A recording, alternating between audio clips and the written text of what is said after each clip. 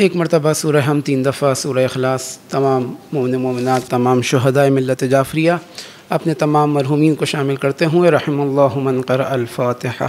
بسم اللہ الرحمن الرحیم الحمد للہ رب العالمین الرحمن الرحیم مالک یوم الدین نستعین الصراط المستقیم صراط الذین انعمت علیہم بسم اللہ الرحمن الرحیم بسم اللہ الرحمن الرحیم بسم اللہ الرحمن۔ ایک دفعہ درود بھیجیے گا بر محمد و آل محمد پہ۔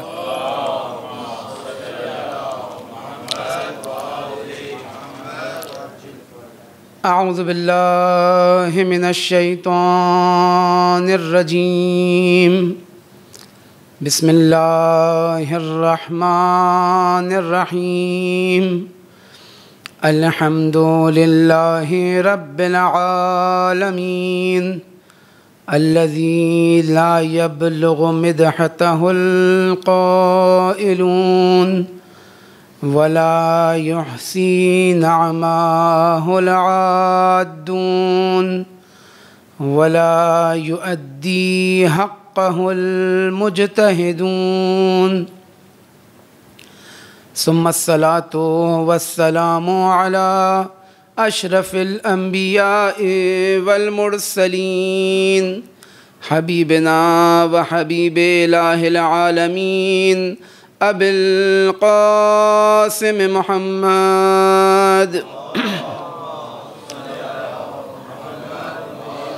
وعلى آله الطيبين الطاهرين المعصومين المظلومين الذين أذهب الله عنهم الرجس وطهرهم تطهيرا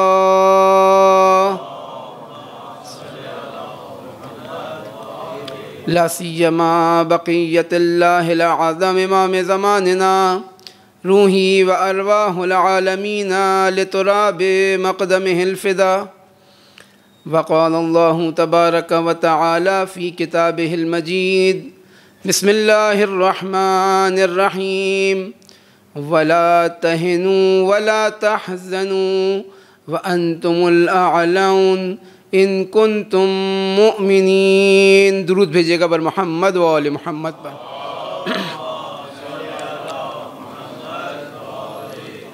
خداوند عالم کا احسان ہے، اس کا شکر کہ اس نے ہمیں یہ توفیق عطا کی کہ ہم اپنے آپ کو، اپنے گھر والوں کو، اپنے محلے، اپنے شہر، اپنے ملک اور اس سرزمین کو اہل بیت علیہ الصلاۃ والسلام کی تعلیمات سے بالخصوص سید الشہداء علیہ الصلاۃ والسلام پر گریہ وزاری سے منور کر سکیں۔ آپ کے سامنے بیان ہوا کہ یہ گریہ، یہ مجالس اعزاء، یہ سید الشہداء کی یاد میں آنسو بہانا اہل بیت علیہ الصلاۃ والسلام کی جانب سے بہت زیادہ تاکیدات، اس کے تکوینی اثرات روایات میں بیان ہوئے، اور جس طرح کل مصائب سے قبل وہ روایت آپ کے سامنے بیان کی کہ ہمارے امام علی رضا علیہ الصلاۃ والسلام اپنے بابا کے بارے میں اپنے ایک صحابی سے فرماتے ہیں کہ جب محرم کا چاند نمودار ہوتا تھا تو ایک کیفیت غم کی ان کے چہرے سے عیاں ہوتی تھی، اور اس غم و اندوہ کی کیفیت کے اندر جتنا عاشور سے نزدیک ہوتے جاتے تھے، اس غم و اندوہ کی کیفیت میں اضافہ ہوتا جاتا تھا۔ اور یہ خود کیونکہ بعض مرتبہ یہ سوال ذہن میں آتا ہے، اور بعض دفعہ سوشل میڈیا پہ بھی یہ چیز آ رہی ہوتی ہے کہ کیوں بالآخر ہم ایام عزا کا جو باقاعدہ آغاز ہے وہ روز عاشور سے نہیں ہوتا، کیونکہ مصیبت کا تو دن وہ ہے۔ یہ کیسے ایام ہے جو 10 دن پہلے سے، اس مصیبت سے 10 دن قبل ان ایام کو، ان یادوں کو منانا شروع کر دیا جاتا ہے؟ تو یہ اہل بیت کی سیرت میں موجود ہے۔ ائمہ علیہ الصلاۃ والسلام سے مختلف روایات اس حوالے سے ہمارے پاس موجود ہیں۔ یہ جو کیفیت کے اندر، اس کیفیت کا اظہار جو انسانی وجود کے اندر جو ایک تڑپ، ایک غم و اندوہ کی کیفیت ہے، روایات میں صرف اس کیفیت کے محفوظ کرنے پر زور نہیں دیا گیا، بلکہ اس کے اظہار کی بھی تعلیم دی گئی۔ کہ انسان اس کیفیت کا اظہار کرے، لوگوں کو بتائے کہ وہ سید الشہداء علیہ الصلاۃ والسلام کا عزادار ہے۔ دیکھیں بعض جب ہم عبادات کی بات کرتے ہیں تو عبادات جب انسان قربتاً الی اللہ انجام دیتا ہے تو اس کا پہلا مرحلہ یہ ہے کہ وہ دوسروں کو دکھانے کے لیے انجام نہ دی جائیں، ریاکاری اس کے اندر نہ ہو۔ لیکن بعض عبادات ایسی ہیں کہ جہاں اہل بیت نے تاکید کی ہے کہ یہ عبادت انجام دو، اپنی یہ ذمہ داری ادا کرو اور دوسروں کو بھی دکھاؤ۔ جیسے واجب جو ٹیکسز ہیں، جو خراج ہے، جو زکوٰۃ ہے، اس کے بارے میں ہے کہ جب دے رہے ہو تو حتیٰ دکھا کے دو، جو واجب زکوٰۃ کی بات ہو رہی ہے۔ کیوں؟ کیونکہ معاشرے کے اندر ایک اس سے تحول پیدا ہوتا ہے، ایک فضا ایجاد ہوتی ہے، لوگ اپنے اس ذمہ داری کو ادا کرنے کا حوصلہ ان کے اندر پیدا ہوتا ہے، کیونکہ بالآخر پیسہ نکالنا جیب سے انسان کے لیے سخت ہے۔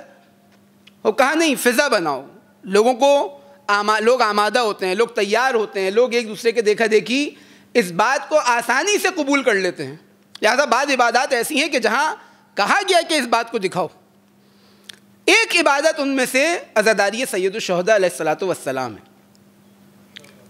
کہا اس کو دکھا کر انجام دو، سیاہ لباس، سیاہ پرچم، معاشرے میں ایک ایسی فضا قائم ہو کہ لوگوں کو معلوم ہو کہ ایام عزا آ چکے ہیں۔ کل جو آپ کے سامنے وہ روایت بیان کی جناب مسمع امام کی خدمت میں آتے امام صادق علیہ الصلاۃ والسلام کی، ایک دفعہ درود بھیجیے گا مولا کی ذات پہ بآواز بلند۔ وہاں پر بھی ہمیں یہ چیز نظر آ رہی ہے، مولا وہ غم و اندوہ کی کیفیت اتنی طاری ہوتی ہے کہ دوسرے متوجہ ہوتے ہیں، جانتے ہیں کہ میں سید الشہداء علیہ الصلاۃ والسلام پر گریہ کناں ہوں۔ یا دیگر روایات کے اندر کہ بھائی اگر رو رہے ہو یعنی نہ رو پائے، کیونکہ بالآخر انسانی زندگی کے اندر، اس دنیا کے اندر مشکلات ہیں، پریشانیاں ہیں، بعض مرتبہ انسان کی توجہ نہیں ہو پاتی مصائب کی جانب، خوب کیا کرے، اب اس کی ذمہ داری تمام ہو گئی، کہا نہیں رو سکتے، رونے جیسی شکل بناؤ، دکھاؤ لوگوں کو کہ تم عزادار ہو۔ اور انسان اگر غور کرے تو یہ جو تاکیدات ہیں ان سب کے پیچھے اگر کسی بھی ہم کوئی سوشل موومنٹ کی جانب توجہ کریں تو وہاں پر اظہار خود ایک موضوعیت رکھتا ہے، وہاں پر نعرے ایک موضوعیت رکھتے ہیں، وہاں پر اپنے وجود کا اظہار ایک موضوعیت رکھتا ہے، اس کی ایک حیثیت ہے، اس کی ایک ویلیو ہے، قیمت ہے، ایک ارزش ہے۔ کیوں؟ کیونکہ پیغام دوسروں تک پہنچانا ہے۔ کوئی بھی سوشل چینج گھر میں بیٹھ کر نہیں آ سکتا، اس کے لیے باہر نکلنا پڑتا ہے۔ ہاں گھر سے شروع ضرور ہوتا ہے، یعنی ایسا نہیں ہوتا، یعنی یہ دو الگ الگ باتیں۔ ایک مرتبہ ہے کہ گھر سے اس کا آغاز ہو، یہ ایک الگ مرحلہ ہے۔ ایک دفعہ گھر میں بیٹھے بیٹھے وہ تبدیلی آ جائے، یہ ایک الگ مرحلہ ہے۔ آغاز گھر سے ہوتا ہے، ایسا نہیں ہو سکتا کہ میں اپنے اندر تبدیلی لے کر نہ ہوں، اپنے گھر میں تبدیلی لے کر نہ ہوں اور اب پھر معاشرے کو تبدیل کرنے نکل جاؤں، نہیں، یہ ممکن نہیں ہے۔ لیکن جب معاشرے کی تبدیلی کا وقت آئے گا تو مجھے گھر سے باہر نکلنا پڑے گا۔ یہ جلوسائے عزا، یہ جو سڑکوں پہ نکل کر سید الشہداء علیہ الصلاۃ والسلام کی عزاداری کرنا، یہ در حقیقت اسی تحریک کا تسلسل ہے جو سید الشہداء علیہ الصلاۃ والسلام نے شروع کی۔ اور یہاں اظہار وجود ضروری ہے، انسان دکھائے، انسان اظہار کرے، لوگوں تک یہ پیغام پہنچائے۔ کل جو آپ کے سامنے بات ہوئی کہ انسان کی کامیابی کا معیار یہ نہیں ہے کہ زیادہ سے زیادہ لوگ جمع ہو جائیں، سننے والے اس کے زیادہ ہو جائیں، لائکس کرنے والے زیادہ ہو جائیں، اس کی فالوئنگ جو ہے وہ زیادہ ہو جائے۔ کامیابی کا معیار یہ نہیں ہے۔ ہاں لیکن آیا اس کے لیے ہم نے کوششیں نہیں کرنی چاہیے۔ قدرت کا معیار یہ نہیں ہے کہ انسان کے پاس ٹیکنالوجی زیادہ ہو، یعنی فتح کا معیار یہ نہیں ہے کہ انسان کے پاس ٹیکنالوجی زیادہ ہو جائے، انسان کے پاس اس کے لشکر کی تعداد زیادہ ہو جائے، معیار نہیں ہے۔ لیکن آیا اس کے لیے کوشش بھی نہیں کرنی؟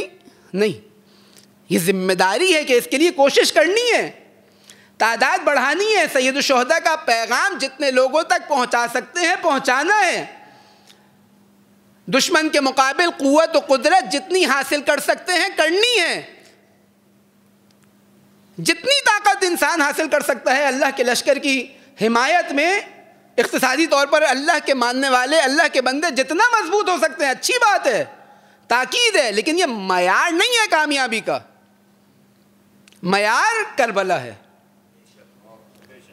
فتح و کامیابی کا معیار سید الشہداء علیہ الصلاۃ والسلام ہے۔ معیار یہ ہیں. ہاں اگر کربلا میں 72 نہ ہوتے, یہ تعداد 72,000 ہوتی, تو یقیناً اللہ کے دین کی مدد و نصرت کرنے والوں کی جب تعداد زیادہ ہوگی تو اس کے اثرات کچھ اور.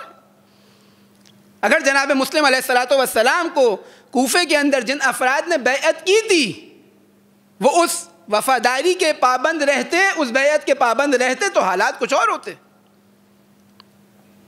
لہذا تعداد گرچہ اہم ہے, اس کا انکار نہیں ہے, قدرت بہت اہم ہے, انکار نہیں ہے, ٹیکنالوجی بہت اہم ہے, انکار نہیں ہے, لیکن یہ معیار نہیں ہے, یہ کامیابی کا معیار نہیں ہے. کامیابی کا معیار کیا ہے؟ وَلَا تَهِنُوا وَلَا تَحْزَنُوا وَأَنْتُمُ الْأَعْلَوْنَ.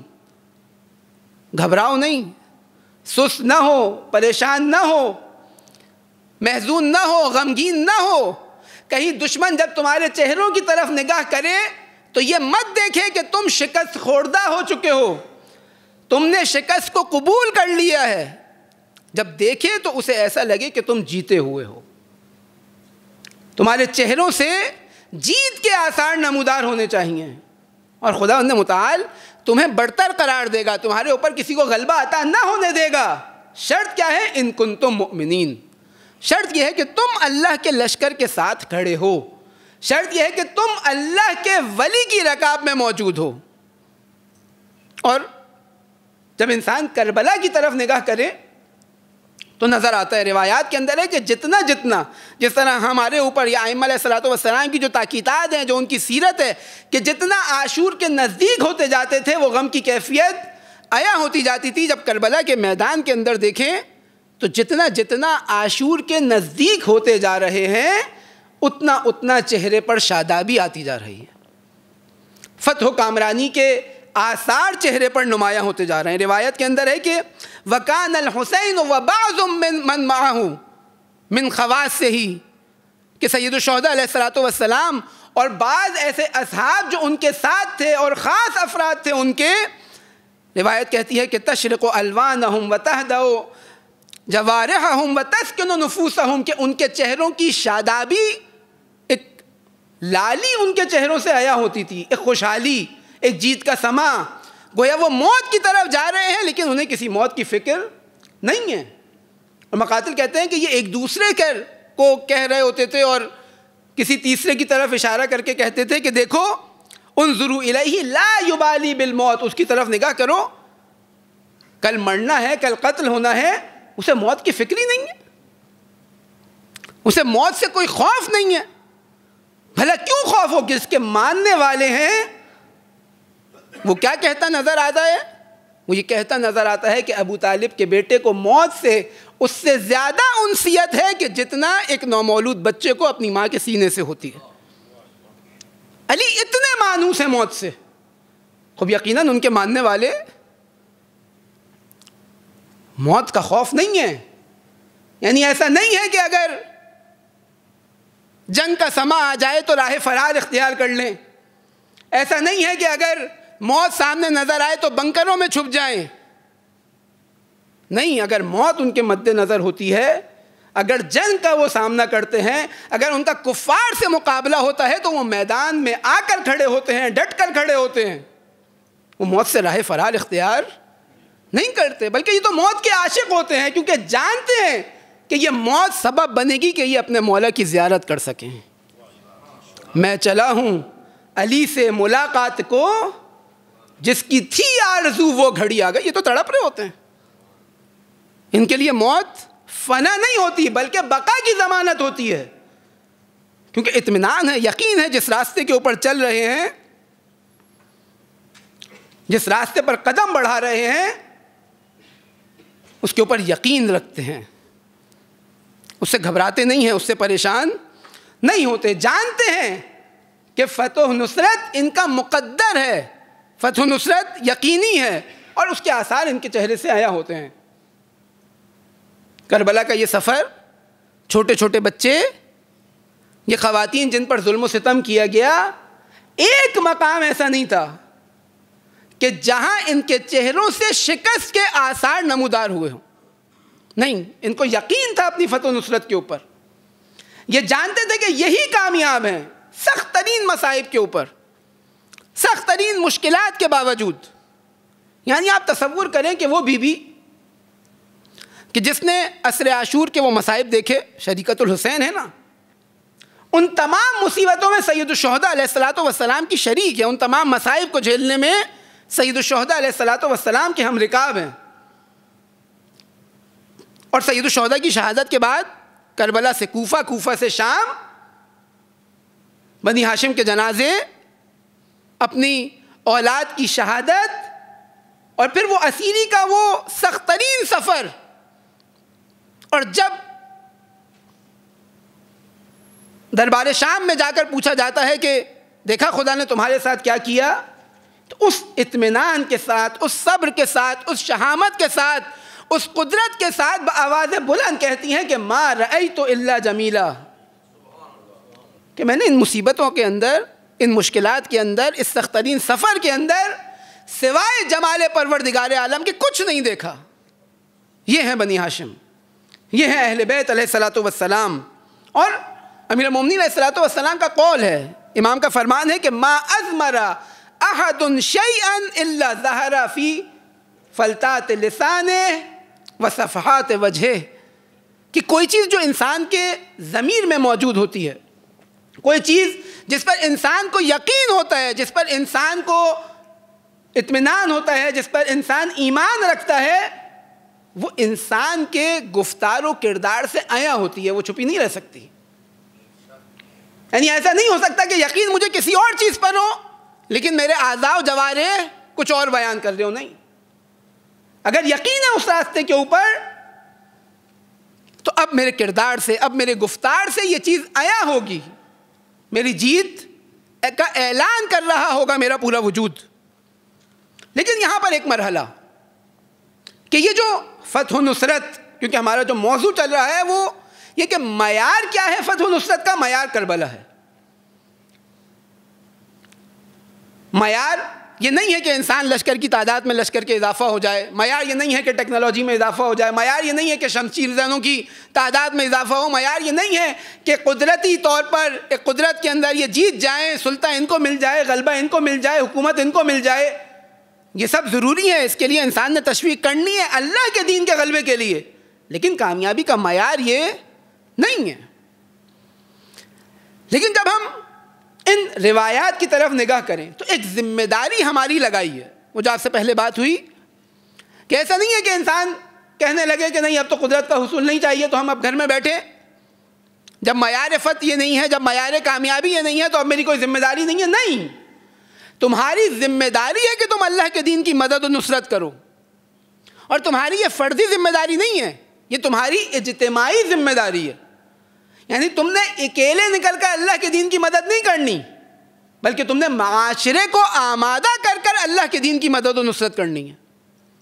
تم نے اکیلے اپنے زمانے کے امام کے لشکر میں شامل نہیں ہونا، بلکہ جب تم نکلو اپنے زمانے کے امام کے لشکر میں شامل ہونے کے لیے تو تمہارے ساتھ پورا ایک لشکر موجود ہو، تم تنہا نہ ہو، تمہارے گھر والے موجود ہوں، تمہارے محلے والے موجود ہوں، جس کو تم کنونس کر کر، قائل کر کر، ثابت کر کر اس لشکر میں شامل کر سکتے ہو، تمہاری ذمہ داری ہے۔ لہٰذا اہل بیت علیہ الصلوۃ والسلام نے انسان کے یہ جو استعداد انسان کے اندر موجود ہے، اہل بیت نے اس کو بروئے کار لے کر آئے، دعوت دی، لوگوں کو دعوت دی۔ جب مدینے سے نکل رہے ہیں بنی ہاشم کو دعوت دی، جب مکے پہنچے، مکے میں مختلف افراد سے ملاقات ہوئی، سید الشہداء نے دعوت دی، جب مکے سے کربلا کی جانب آ رہے ہیں راستے میں جو مل رہا ہے اس کو دعوت دے رہے ہیں۔ گرچہ ہر کسی میں یہ صلاحیت نہیں ہے کہ حسین کا ساتھ دے سکے، لیکن ذمہ داری ہے، اور وہاں سید الشہداء علیہ الصلوۃ والسلام کی ہدایت کی ذمہ داری ہے کہ وہ سب کو بلا رہے ہیں۔ کوئی بہانہ نہیں چھوڑ رہے کہ کوئی شخص ایسا رہ جائے جس پر حجت تمام نہ ہو۔ آخر وقت تک، عصر عاشور تک ساری کوشش یہ ہے کہ جو میرے ایک ایک مقابل ہے یہ ہدایت پا جائے، یہ کمال تک پہنچ جائے۔ ایسا نہیں ہے کہ سید الشہداء علیہ الصلوۃ والسلام اب سب سامنے مقابل پر آ گئے، یہ دشمن تو اب چھوڑ دیے ان کے حال پر، نہیں، امام ہے، امام ہدایت کرنا چاہتے ہیں. کیوں؟ کیونکہ جانتے ہیں اللہ کی سنت یہ ہے کہ اس دنیا کے اندر ظاہری غلبہ انسان اپنے اختیار سے حاصل کرے گا. معجزہ نہیں ہونا اسلام کے غلبے کے لیے. یعنی انسان سے اللہ نے اختیار سلب نہیں کیا، بلکہ انہی انسانوں کے ذریعے اللہ کے دین کو غلبہ عطا کیا جائے گا.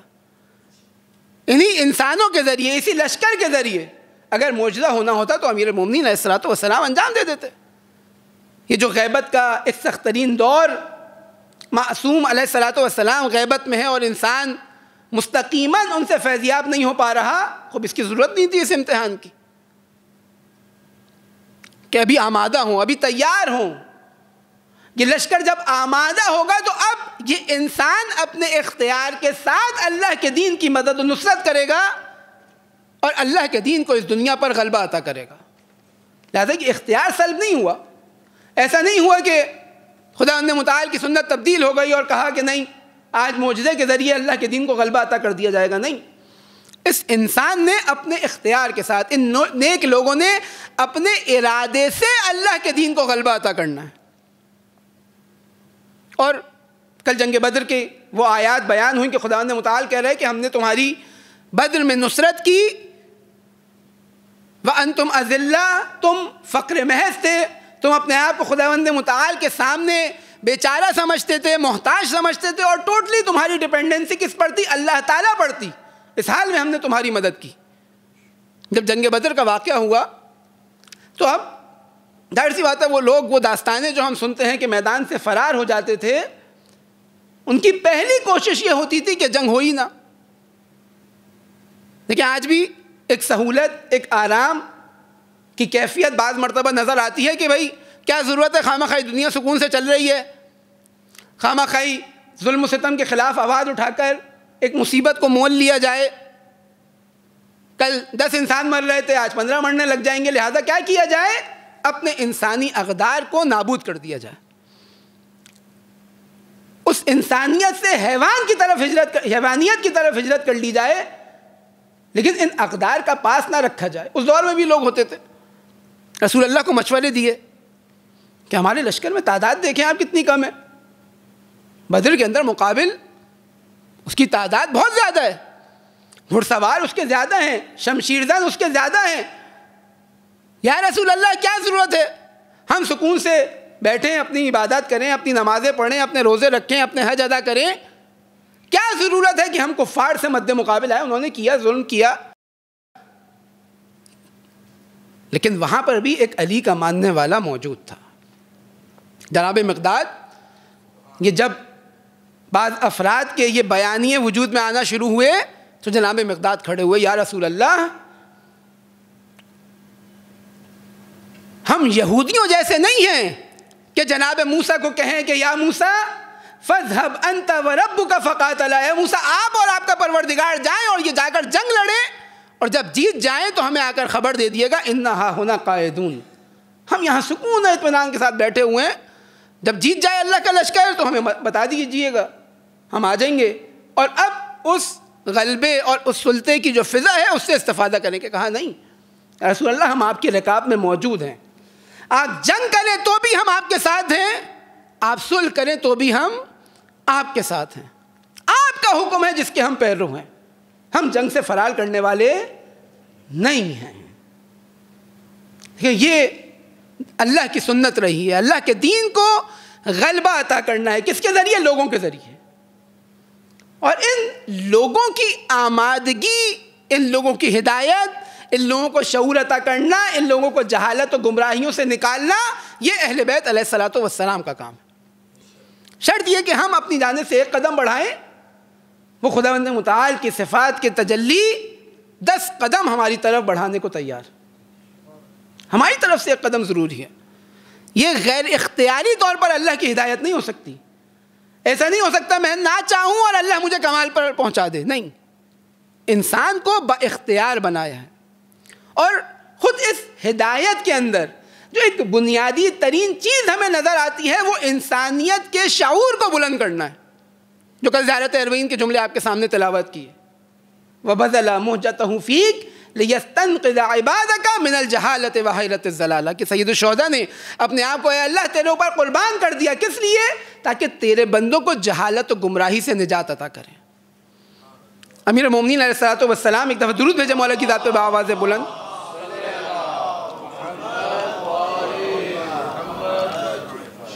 انبیاء کی جو بعثت کا مقصد بیان کرتے ہیں اس میں ایک مقصد یہ ہے لِيُثِيرُ لَهُمْ دَفَائِنَ الْعُقُولِ کہ وہ عقل جو دفن ہو گئی تھی، وہ شعور جو بے شعوری کی دنیا کی رنگینیوں کی تہوں کے اندر اٹ گیا تھا، خداوند متعال نے انبیاء علیہ الصلوۃ والسلام کو بھیجا تاکہ ان انسانوں کو ان کی فطرت کی طرف پلٹائیں، ان انسانوں کو عقل و شعور عطا کریں. وہ گرد وہ مٹی وہ تہیں جو جم گئی ہیں ان کی عقلوں کے اوپر وہ ہٹائیں اور یہ باشعور ہو جائیں. اہل بیت نے کہیں یعنی ہمیں نظر آتا ہے آج بھی بعض ایسے انحرافی افکار ہمیں نظر آتے ہیں جو لوگوں کی بے شعوری لوگوں کی جہالت سے فائدہ اٹھا رہے ہوتے ہیں. اہل بیت نے کبھی یہ کام نہیں کیا. دھوکے میں رکھ کر فریب دے کر لوگوں کی جہالت لوگوں کی گمراہی میں موجود ہونے سے استفادہ کرتے ہوئے ان کو اپنی طرف لے کر آ جائیں. نہیں، واضح طور پر اپنے تمام پلانز چاہے وہ اس دنیا کے اندر چاہے انسان کو آخرت میں کہاں پہنچنا ہے اہل بیت علیہ الصلوۃ والسلام نے واضح طور پر بیان کیے. کل وہ خط جو بنی ہاشم کے نام سید الشہداء علیہ الصلوۃ والسلام نے مکے سے لکھا آپ کے سامنے بیان ہوا. دعوت دے رہے ہیں لیکن اس آس پر نہیں کہ آؤ گے تو حکومت ملے گی. نہیں، من لحق بی استشہد، میرے ساتھ آؤ گے تو یہ جان لو کہ ہم شہید کر دیے جائیں گے تمام اختیارات کے ساتھ. شب عاشور جب چراغ گل کیے گئے سید الشہداء نے کیا کہا کہ ان کی دشمنی مجھ سے ہے، میں تم سے بیعت اٹھا رہا ہوں، میں تمہیں آزاد کر رہا ہوں، جس کو جانا ہے جاؤ. لیکن نہیں، یعنی ہم بعض مرتبہ یعنی انسان کے شعور کی توہین کی جاتی ہے. ہم سمجھتے ہیں کہ آرڈر دیا جائے حتماً جو ہے وہ کہا جائے. اب تصور کریں سید الشہداء وہاں پر کہہ رہے ہیں کہ چلے جاؤ. خوب اگر ہر جگہ میں نے اپنی عقل سے کام نہیں لینا، اپنے ان نظریات سے کام نہیں لینا، اپنے شعور سے کام نہیں لینا، تو ظاہری طور پر کیا ہوتا؟ میں اٹھ کے چلے جاتا. تھے ایسے افراد بعض. ایک شخص سید الشہداء علیہ الصلوۃ والسلام کے ساتھ لشکر میں شامل ہوتا ہے لیکن ایک شرط کے ساتھ کہ میں جب تک آپ کے ہمراہ ہوں، جب تک آپ کی جان کو بچا سکنے کی صلاحیت میرے اندر موجود ہے. لیکن جیسے ہی میں دیکھوں گا کہ میرے ہونے نہ ہونے کا کوئی فائدہ نہیں ہے، میرے ہونے سے آپ کی جان نہیں بچ سکتی، تو آپ بیعت اٹھا لیں گے، میں چلا جاؤں گا. اور وہ ظہر عاشور چلا گیا. لیکن وہ اصحاب کے جن کا ہم آج تذکرہ سنتے ہیں وہ ایسا نہیں تھا. دیکھیے، امام ولی ہمیشہ آرڈر نہیں دیتا. یہ ڈکٹیٹرشپ نہیں ہے کہ کہا جائے اور کر لیا جائے. نہیں، ہاں ملکی قوانین وہ نظم و نسق کا نظام یہ رائج کرنے کے لیے ضروری ہے، لیکن انسان کا اختیار سلب نہیں کیا جاتا کہ وہ کمال تک پہنچے بغیر اختیار کے. نہیں، سید الشہداء علیہ الصلوۃ والسلام جس کو دعوت دے رہے ہیں بتا رہے ہیں کہ دیکھو کیا ہونے جا رہا ہے، واضح کر رہے ہیں. اور استعداد یابی ہے، یعنی وہ صلاحیتیں جو اللہ تعالیٰ نے اپنے بندوں کے اندر رکھی ہیں اس کو بلوغ کار لے کر آ رہے ہیں. آپ دیکھیں ائمہ کی جو روش رہی ہے امیر المومنین علیہ الصلوۃ والسلام کے دور میں، جناب سلمان موجود ہیں، جناب ابو ذر موجود ہے، جناب مقداد موجود ہے. ہر کسی کی ایک خاص ڈیوٹی ہے، سب ایک سے کام نہیں کر رہے. کیوں؟ کیونکہ صلاحیتیں مختلف ہیں. امام صادق علیہ الصلوۃ والسلام کے اصحاب میں آئے جناب زرارہ موجود ہے، جناب آبان موجود ہے، جناب یونس ابن عبد الرحمن موجود ہیں، جناب حشام موجود ہیں، جناب مفضل ابن عمر موجود ہیں. یہ تمام وہ افراد ہیں جو مختلف صلاحیتوں کے حامل ہیں. اگر کوئی کلامی بحث کرنے آتا ہے تو کسی کو حکم دیتے ہیں، اگر کوئی فقہی بحث کرنے آتا ہے تو کسی اور کو حکم دیتے ہیں. اب یہ صلاحیتیں اللہ تعالیٰ نے انسان کے اندر رکھی ہیں، اس کو انسان بروئے کار لے کر آئے. اور اہل بیت ان گوہروں کو پہچانتے تھے، لہٰذا ان کو اپنے نزدیک لے کر آئے، ان کو اپنی طرف دعوت دی، ان کی ان استعداد کو بروئے کار لے کر آئے. یعنی ایسا نہیں تھا کہ انسانی شعور کی توہین کی جائے اور کہا جائے جیسے آج ہم بعض مرتبہ ہم تربیت کے عنوان سے، یعنی مثلا ہم گھر میں بھی بات کرتے ہیں بعض دفعہ، تم کچھ نہیں کر سکتے، تمہیں کچھ نہیں آتا. یعنی انسان اگر کوئی بچہ بچپن سے یہ سنتا آ رہا ہو کہ وہ کچھ نہیں کر سکتا تو وہ اعتماد بالنفس اس کے اندر پیدا نہیں ہو سکتا. اور خود یہ جو بار بار تکرار کی جا رہی ہے اور جو ہمارا موضوع ہے کہ کربلا معیار فتح ہے، یعنی جب انسان اس نظر سے کربلا کو دیکھے گا، اور اب وہ بچہ مجالس ازا کے اندر آ رہا ہے، اب وہ بچہ اس تربیت گاہ کے اندر آ رہا ہے. بقول ایک ہمارے دوست کے فرماتے ہیں کہ یہ جو آج ہمیں یہ اثر نظر آ رہا ہے کہ بار بار خیبر کا تذکرہ اتنا کیوں کیا گیا، بار بار کربلا کا تذکرہ کیوں کرایا گیا، کیونکہ آج جب انسانیت خاموش تماشائی بنی دیکھ رہی ہے اس ظلم و ستم کو، اس فسق و جور کو، تو یہ کربلا والے ہیں، یہ فاتح خیبر والے ہیں جو آ کر اس ظلم و ستم کے خلاف آواز بلند کر رہے ہیں. خوب یہ بچہ جب بچپن سے ان مجالس ازا کے اندر آ رہا ہے اور فاتح کے عنوان سے سید الشہداء علیہ الصلوۃ والسلام کو نمونہ عمل قرار دے رہا ہے، یعنی یہ ایک شکست خوردہ لشکر کے اوپر گریہ نہیں کر رہا، یہ ایک کامیاب لشکر کے اوپر گریہ کر رہا ہے. یہ جن مجالس ازا کے اندر آ رہا ہے ان سے معیار فتح و کامرانی یہ دیکھ رہے کہ معیار کربلا ہے، معیار سید الشہداء علیہ الصلوۃ والسلام ہے. تو اب وہ اعتماد بالنفس اپنے اوپر کہ دیکھو میں کن کا ماننے والا ہوں. یعنی پہلا ایمان کس پر؟ اللہ کے اوپر. دوسرا ایمان اس بات پر کہ اللہ تعالیٰ نے مجھے جن سے منسوب کیا ہے، اللہ تعالیٰ نے مجھے جن کا شیعہ قرار دیا ہے، جن کا ماننے والا قرار دیا ہے، یقیناً میرے اندر یہ صلاحیت ہے کہ میں اللہ کے دین کی مدد و نصرت کر سکوں. میں ایک شکست خوردہ لشکر کا ماننے والا نہیں ہوں، میں فاتح لشکر کا ماننے والا ہوں. ہاں معیار فتح و کامرانی کا دنیا سے الگ ہے. معیار یہ نہیں ہے کہ قتل کر دیا جاؤں، یعنی معیار یہ نہیں ہے کہ اگر مجھے قتل کر دیا جائے تو میں شکست کھا جاؤں گا. معیار یہ نہیں ہے کہ اگر میرا لشکر بڑا نہ ہوگا تو میں شکست کھا جاؤں گا. نہیں، اب معیار کچھ اور ہے.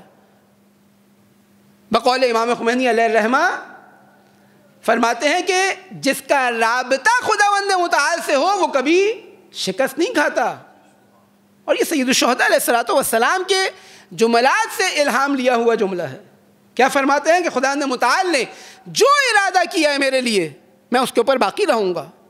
ام قتلنا ام ظفرنا، چاہے مجھے قتل کر دیا جائے، چاہے ظاہری طور پر تخت و تاج میرے حوالے کر دیا جائے، میں نے اپنی ذمہ داری ادا کرنی ہے. فتح و کامرانی یہ ہے کہ میں حق کے لشکر کے اندر کھڑا ہوں. فتح و کامرانی یہ ہے کہ میں اپنے زمانے کے امام کی مدد و نصرت کر رہا ہوں. لیکن اگر ہم کربلا کا یا ائمہ علیہ الصلوۃ والسلام کا وہ چہرہ پیش کرنے لگ جائیں کہ جس سے ایک شکست خوردہ لشکر کا تصور بچے کے ذہن کے اندر آئے، تو یہ کبھی بھی ظلم و بربریت کے سامنے مقابلہ نہیں کر سکتا. کیوں؟ کیونکہ آپ وہی بات کہ آپ بچپن سے جب اس کو بتائے جا رہے ہیں کہ تم کچھ نہیں کر سکتے، یا اس کے ذہن میں جو اس کے آئیڈیلز بنائے جا رہے ہیں جن کو اللہ تعالیٰ نے آئیڈیل بنایا تھا، جو ریئل ہیروز تھے، ان کی ایسی تصویر اس کے ذہن کے اندر کھینچ دی ہے کہ یہ سمجھتا ہے کہ اگر وہ معاشرے سے لا تعلق رہے گا تو کامیاب ہے، اگر ظلم و بربریت ہوتا دیکھ رہا ہے، کچھ نہیں کر رہا تو اس کا ان آئیڈیاز کو اپنائے. لیکن ایک مرتبہ جب اس کی فطرت وہ ہوتی ہے تو یہ ان سے دور ہو جاتا ہے، اور پھر وہی فیک ہیروز جو اسے سیریلز کے اندر، اسے اینیمیشنز کے اندر دکھائے جا رہے ہوتے ہیں، یہ ان کو آئیڈیلائز کرنا شروع کر دیتا ہے. کیوں؟ کیونکہ جسے اللہ نے آئیڈیل بنایا تھا ہم نے انہیں اس کے لیے قابل عمل، قابل نمونہ چھوڑا ہی نہیں. اب نتیجہ کیا نکلا؟ نتیجہ یہ نکلا کہ اب اس کے لیے فاتح کون ہے؟ وہی جن کو یہ کارٹونز میں دیکھ رہا ہے، وہ فیک ہیروز جن کی کوئی حقیقت نہیں ہے اس دنیا کے اندر. اب وہ جعلی جھوٹے جو سیریلز بنائے جا رہے ہیں یہ ان کو فاتح کے طور پر اور کامیابی کے طور پر آئیڈیلائز کر رہا ہے. اس کے لیے کربلا کا تصور، اس کے لیے ائمہ علیہ الصلوۃ والسلام کا تصور نعوذ باللہ ایک شکست خوردہ لشکر کی مانند ہے. مظلومیت نہیں، وہ فتوحات، وہ کارنامہ، وہ ذمہ داری جب تمام انسانیت سو رہی تھی، تمام ہزاروں کی تعداد میں اصحاب موجود تھے اور اسلام کو لٹتا ہوا نابود ہوتا ہوا دیکھ رہے تھے، اس وقت جو سید الشہداء علیہ الصلوۃ والسلام نے ان ظلمتوں کے اندر، اس تاریکی کے اندر قیام کیا، یہ اس کے مد نظر نہیں ہے۔ نتیجہ کیا نکلے گا کہ اپنے آپ کو بھی آہستہ آہستہ کنونس کر لے گا اسی شکستگی کے اوپر، اسی ناکامی کے اوپر۔ لیکن جنہوں نے صحیح فکر سید الشہداء علیہ الصلوۃ والسلام کے مکتب کی اپنائی ہوگی، جنہوں نے ائمہ علیہ الصلوۃ والسلام کی زندگی کو صحیح طور پر تحلیل کیا ہوگا، صحیح طور پر سمجھا ہوگا، کہ جو گزشتہ سالوں میں آپ کے سامنے بارہا بیان ہوا کہ ہم ان کے درمیان کسی فرق کے قائل نہیں ہیں۔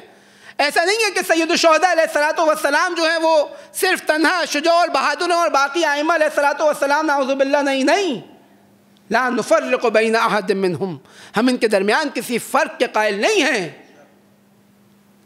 یہ سب کے سب معصوم، یہ سب کے سب انسان کامل، یہ سب کے سب نور واحد ہیں کہ جن کے درمیان کوئی فرق نہیں ہے۔ اس کے برعکس جو بنو امیہ کا طریقہ کار ہے، اس کے برعکس فرعونوں کا جو طریقہ کار ہے، وہ یہ کہ انسانیت کو، اپنی رعایا کو بے شعوری عطا کرو، انہیں بے شعور رکھو، انہیں پست رکھو۔ روایت کے اندر کیا ہے؟ فاستخف قومہ فاطاعوہ۔ یہ جو بنی اسرائیل کا واقعہ ہم نے سنا کہ جناب موسیٰ سے کہتے ہیں آپ اور آپ کا پروردگار جائیں، جا کے جنگ لڑے، انا ہاہنا قاعدون، ہم یہاں سکون سے بیٹھے ہوئے۔ یہ انہیں بے شعور بنایا گیا فرعون کی طرف سے، یعنی یہ پلان تھا ایک سلسلہ کہ انہیں ایسی غلام ذہنیت بنا دو کہ یہ سوچنے سمجھنے کی صلاحیت ان سے دور ہو جائے۔ قرآن کیا کہتا ہے؟ فاستخف قومہ، اس نے اپنی قوم کو ذلیل کیا، خفیف جانا۔ نتیجہ کیا نکلا؟ فاطاعوہ، انہوں نے اس کی اطاعت کی۔ یعنی اتنا پست کر دو کہ یہ جرأت ہی نہ کر سکے کہ اس ظلم و بربریت کے خلاف کھڑے ہو جائیں۔ فاستخف قومہ فاطاعوہ، اس نے اتنا ذلیل و رسوا کیا۔ اور یہی چیز ہمیں بنو امیہ کے دور میں بھی نظر آتی، شعور کی توہین، انسانیت کی توہین، کہ سوچنے سمجھنے کی صلاحیتیں سلب کر لی گئی انسانیت سے۔ حسین کون؟ وہ جو قربانی دے رہے ہیں لِيَسْتَنْقِذَ عِبَادَكَ مِنَ الْجَهَالَةِ وَحَيْرَةِ الضَّلَالَةِ، کہ اللہ تیرے بندوں کو شعور عطا کریں، جہالت کی گمراہیوں سے نجات عطا کریں۔ اور دوسری طرف بنو امیہ، یعنی ایسے ایسے عجیب و غریب واقعات ہمیں نظر آتے ہیں۔ خود یہ جو نظریہ جبر آیا گیا کہ انسان جو ہے وہ خدا یعنی مجبور ہے، انسان کے بعد اختیار نہیں ہے، یہ کیا ہے؟ یہ شعور کی توہین ہے انسان کے۔ سوچنے سمجھنے کی صلاحیت اتنی سلب کر لی تھی کہ جب لوگ احتجاج کے لیے جاتے تھے ان کے خلاف تو آ کر کہتے تھے کہ دیکھو ہمیں خلیفہ کس نے بنایا؟ کہا اللہ نے۔ کہا تم اللہ کے بنائے ہوئے خلیفہ کے خلاف احتجاج کر رہے ہو، شرم نہیں آتی تمہیں؟ اب یہ اتنے بے شعور ہیں کہ یہ سوچ نہیں رہے کہ اگر اللہ نے اس کو مجبور کیا ہے کہ یہ خلیفہ بن جائے تو اللہ مجھے بھی تو مجبور کر رہا ہے کہ میں احتجاج کروں، میں اس ظلم کے خلاف کھڑا ہوں۔ لیکن جب سوچنے سمجھنے کی صلاحیت سلب کر لی تو اب کون یہ بات دماغ میں ڈالے؟ وہاں پھر اگر ضرورت پڑی تو ایک علی کے چاہنے والے، ایک علی کے شیعہ ابو ذر کی، جو میدان میں کھڑا ہوا، جس نے جواب دیے، جس نے اس مالی کرپشن کے خلاف صدائے احتجاج بلند کی۔ لہذا اہل بیت اس شعور کو بیدار کرتے ہیں، ایسا نہ ہو کہ کوئی ہدایت کے بغیر رہ جائے، سب کی ہدایت کی، اور مختلف بہانوں سے انسانیت کی ہدایت کی۔ جب شراف کے مقام پر سید الشہداء علیہ الصلوۃ والسلام پہنچے تو اس سے پہلے اپنے لشکر کو حکم دیا کہ جتنا پانی بھر سکتے ہو بھر لو۔ مشکیزیں تمام کے تمام پر کیے گئے۔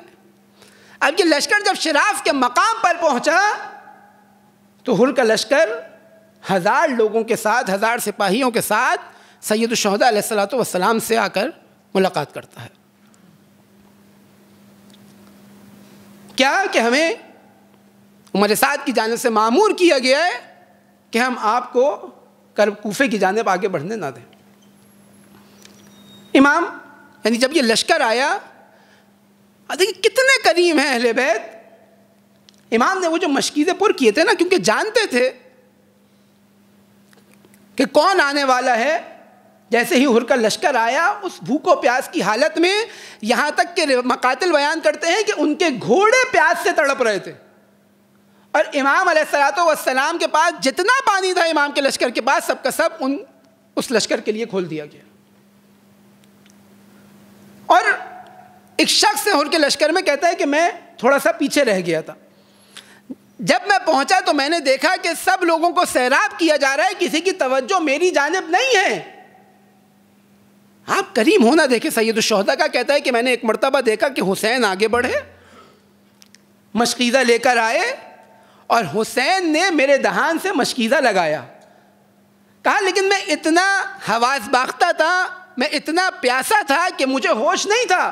کہاں پانی گر رہا ہے، میں تڑپ رہا تھا اور پانی میرے منہ میں نہیں جا رہا تھا، پانی زمین پر گر رہا تھا. یہاں تک کہ حسین نے میرا چہرہ تھاما، حسین نے اپنے ہاتھوں سے مجھے پانی پلایا. کون؟ وہ حسین کہ جسے یہی لشکر کچھ دن بعد بھوکا پیاسا قتل کرے گا. حل جزاء الاحسان الا الاحسان. لیکن نہیں، وہ بے شعوری کی کیفیت. خب جناب ہر کا لشکر آیا، سید الشہداء علیہ الصلوۃ والسلام نے اپنا پیغام سنایا کہ دیکھو میں کس لیے نکلا. اہل کوفہ نے خطوط بھیجے. کہا نہیں ہمیں کوئی ایسے خط کا معلوم نہیں ہے. سید الشہداء نے اپنے اصحاب کو حکم دیا، وہ خط لے کر آئے اور وہ ڈھیر سامنے لگا دیا گیا. کہا یہ دیکھو. اب ہر سر جھکائے موجود. کہا لیکن ہمیں مامور کیا گیا ہے کہ ہم آپ کو جانے نہیں دیں گے. سید الشہداء علیہ الصلوۃ والسلام ایک مرتبہ اپنے سواری پر سوار ہوئے. اب دیکھیں یہ ہدایت کا طریقہ کار ہے، توہین مقصود نہیں تھی. جیسے اب جانا چاہتے ہیں، جناب ہر نے سید الشہداء کے فرس کی لگام ہاتھ میں تھام لی اور روک دیا. سامنے مقابلے پہ آ کر کھڑے ہو گئے. ایک مرتبہ حسین نے کہا اے ہر کیا چاہتے ہو؟ تمہاری ماں تمہارے غم میں روئے، تم ہمارا راستہ روک رہے ہو. ہر سردار ہے اپنے لشکر کا. ایک مرتبہ سر کو جھکا کر کہا ہے حسین ابن علی، اگر پورے عرب کے اندر آپ کے علاوہ کوئی یہ جملہ مجھے کہتا تو میں پلٹ کر جواب دیتا، لیکن کیا کروں، جانتا ہوں کہ آپ کی ماں فاطمۃ الزہرا سلام اللہ علیہ. کہ یہ احترام جناب سیدہ کا. یہاں سے اندازہ ہوتا ہے کہ سید الشہداء نے توہین مقصود نہیں تھی. سید الشہداء ہر کی ہدایت چاہتے تھے، جانتے تھے کہ یہ جناب زہرا کے واسطے سے اس حق کے لشکر سے متصل ہوگا. ہر نے سیدہ کا احترام کیا. یہ لشکر چلا، ایک مقام پر پہنچا کہ اب حسین کی سواری آگے نہیں بڑھ رہی. ایک مرتبہ سوال کیا کہ یہ کون سی جگہ ہے؟ کسی نے جواب دیا کہ اسے نینوا کہتے ہیں، کسی نے کہا اسے غازریہ کہتے ہیں. ایک شخص آگے بڑھا، اس نے کہا اے مولا اس سرزمین کو کربلا بھی کہا جاتا ہے. حسین نے ایک مرتبہ سر کو جھکایا، انا للہ و انا الیہ راجعون. گھوڑے سے اترے، خاک کو ہاتھ میں لیا اور سونگھا. کہا اللہ کی قسم یہ وہی خوشبو ہے جو میرے نانا نے مجھے دی تھی. اہل بیت کو حکم دیا کہ اتر جاؤ، اپنے خیمے یہاں نصب کر لو. ارے یہ وہ مقام ہے جہاں پر ہمارے خیمے نصب ہوں گے، یہ وہ مقام ہے جہاں ہمارا خون بہایا جائے گا. ارے یہ وہی مقام ہے جہاں زینب و ام کلثوم کے گلے میں رسن باندھ کر کربلا سے کوفہ، کوفہ سے شام لے جایا جائے گا. ایک ایک کر دن گزر رہے ہیں. وہ حشاشیت، وہ سرخی، وہ لالی اصحاب کے چہروں پر نمودار ہو رہی ہے. اپنے مولا پر قربان ہونا چاہتے ہیں. یہاں حسین کا لشکر آمادہ ہے. اب شب عاشور آئی اور اب جو عاشور کا سورج نمودار ہوا، ہر پریشانی کے عالم میں ہے.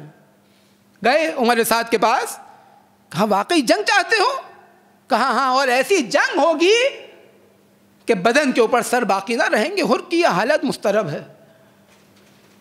ٹہل رہے ہیں ادھر سے ادھر. ایک آیا شخص کہتا ہے حر اگر تجھے تیرے علاوہ کسی اور کو دیکھتا تو تعجب نہ ہوتا, ارے جنگ سے گھبرا رہے ہو. حر اپنے آپ کو مخاطب کہہ کر کہتے ہیں کہ اللہ کی قسم جنگ سے نہیں گھبرا رہا, میں اپنے آپ کو جنت و جہنم کے درمیان دیکھ رہا ہوں. ایک دفعہ ارادہ کرتے ہیں کہ اب میں نے جنت کی طرف قدم بڑھانا ہے. اپنے بیٹے کو بتاتے ہیں, اپنے غلام کو بتاتے ہیں, بعض روایت کے مطابق اپنے بھائی کو بتاتے ہیں, اور یہ آمادہ ہوتے ہیں حر کے ساتھ جانے کے لیے. ایک مرتبہ حر گھوڑے پر سوار ہوتے ہیں, اپنی نگاہیں نیچی ہیں, ہاتھ پر سے پشت ڈالے ہوئے ہیں. ایک مرتبہ یہ کہتے جاتے ہیں اے اللہ ارے تیری طرف پلٹنا چاہتا ہوں, اے اللہ توبہ کا ارادہ ہے. ایک مرتبہ حسین کے خیمے کے نزدیک آئے, مولا نے آگے بڑھ کر اصحاب کو بلایا, کہا جاؤ حر کا استقبال کرو. اب جو حر نزدیک آئے حسین نے آگے بڑھ کر گلے سے لگایا, لیکن حر شرمندہ ہے. اے مولا ارے اللہ سے توبہ چاہتا ہوں کہ آپ میری توبہ قبول کریں گے. اے حر تجھے اللہ نے معاف کیا, اے حر تجھے اللہ کے اس ولی نے معاف کیا. ایک مرتبہ حر نے کہا اے مولا ارے میں تھا جو آپ کو یہاں لانے کا سبب بنا, ارے میں تھا جو رسول ذاتیوں کو اس بیابان میں لانے کا سبب بنا. ایک مرتبہ گئے بیویوں کے خیموں کے سامنے, السلام علیکم یا اہل بیت النبوہ, ارے اے رسول ذاتیوں اس حر کو معاف رکھنا, ارے مجھے معاف کر دینا. اگر مجھے پتا ہوتا یہ لعین تمہارے ساتھ یہ کریں گے تو اللہ کی قسم میرا یہ ارادہ نہیں تھا. ارے میں تو سمجھتا تھا کہ یہ تمہارے ساتھ قتل تک بات نہ آئے گی. لیکن حر شرمندہ ہے. ایک مرتبہ دوبارہ مولا کی خدمت میں آئے, اے حسین ابن علی ارے صاحب میں آپ کا رستہ میں نے روکا تھا نا, مجھے مقتل میں جانے کی اجازت دیں. حسین جانتے ہیں کہ حر اس شرمندگی کی حالت میں زیادہ جی نہیں سکتے. یہ واحد وہ مقام ہے, یا وہ علی اکبر کی شہادت کا اذن ہے, یا حر کا یہ اجازت لینا ہے کہ حسین ابن علی نے ذرہ برابر روکا نہیں. کہا جاؤ اے حر جاؤ, مقتل میں جاؤ. ایک مرتبہ حر نے پہلے اپنے بھائی کو بھیجا, اپنے غلام کو بھیجا, اپنے بیٹے کو بھیجا. اب وہ مرحلہ آیا کہ ایک مرتبہ حر کا بیٹا لڑتے لڑتے جب زمین پر گرا, اپنے بابا کو صدا دی. حر تڑپتے ہوئے اپنے بیٹے کے لاشے پر پہنچے تو دیکھا حر سے پہلے حسین ابن علی اس لاشے پر موجود ہے. اے مولا ارے کیا غضب کر دیا آپ غلام کے لاشے پر. اے حر ارے تجھے نہیں معلوم ایک بوڑھے باپ کے لیے جوان بیٹے کا لاشا اٹھانا کتنا سخت ہے. حسین نے حر کے بیٹے کے لاشے کو اٹھایا. میں کہوں گا اے حر ذرا تھوڑی دیر رک جاتے, ابھی عصر عاشور حسین کا کڑی الجوان علی اکبر ہوگا. حسین بوڑھا باپ علی اکبر کے لاشے کو خیمے کی جانب. الا لعنت اللہ علی القوم الظالمین. خداوند متعال ہماری اس عبادت کو اپنی بارگاہ میں قبول مقبول فرمائے. دنیا میں جہاں جہاں مومنین کفر و استکبار کے خلاف برسر پیکار ہیں, لشکر امام زمانہ میں شامل ہو رہے ہیں, خداوند متعال ان کی مدد و نصرت فرمائے. ہم سب کو ان کی حمایت کی توفیق نصیب فرمائے. خداوند متعال انقلاب اسلامی کو امام زمانہ کے عالمی انقلاب سے متصل فرمائے. دنیا میں جہاں جہاں کفر و استکبار عالم اسلام کے خلاف تشیع کے خلاف سازشیں کر رہے ہیں, خداوند متعال ان کی سازشوں کو انہی کی جانب پلٹا دے, ان ظالمین کو نیست و نابود فرمائے. ہم سب کو اس ظلم و ستم کے خلاف صدائے احتجاج بلند کرنے کی توفیق نصیب فرمائے. ہمارا شمار امام زمانہ کے اعوان و انصار میں فرمائے. ہماری عاقبت ان کی راہ میں شہادت نصیب فرمائے. ہم سب کو ان کی زیارت کا شرف عطا فرمائے. ربنا تقبل منا انک انت السمیع العلیم برحمتک یا ارحم الراحمین.